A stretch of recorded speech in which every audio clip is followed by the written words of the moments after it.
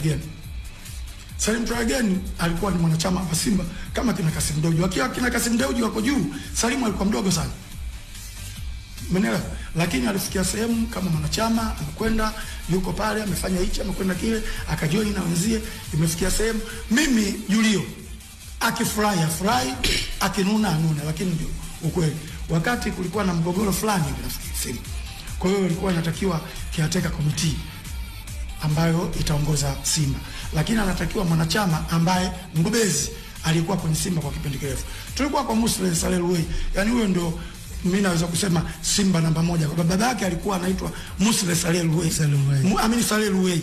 Kwa Saleh Luwei ndo alikuwa anatuletea mabasi Simba, analeta vifaa nini na kila kitu. Na mwanawe amepita kwenye njia zile zile. Yaani huyo anaweza taka kuua kwa sababu ya Simba Musleh. Ndio yaani huyo hafanyi bagumashi aina yoyote kabisa katika mpira. Kwa hiyo tulikuwa tumekaa pale.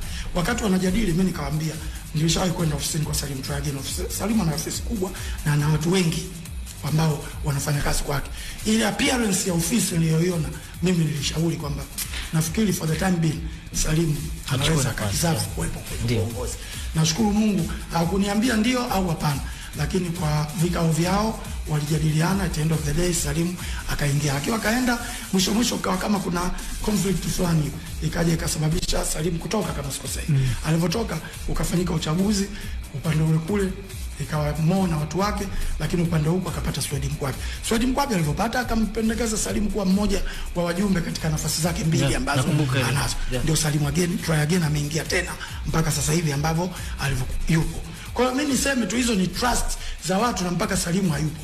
Leo mimi ukitaka kuniambia mimi na Salim kwenye mpira, mimi najua sana mpira kuliko yeye.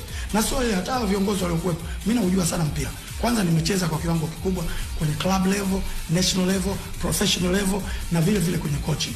Leo kuna watu wanaweza kukaa kukwambia Julio sio kocha. Kweli?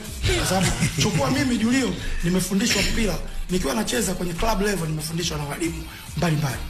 Kwa Watanzania kuna Mzirai, kuna Kibadeni, kuna Livia Bedi au kwenye upande wa Tanzania. Lakini kwa walimu wa nje wako wengi ambao wamenifundisha nikiwa nimeenda kucheza professional. Warabuni kule Qatar, Omani na Qatar.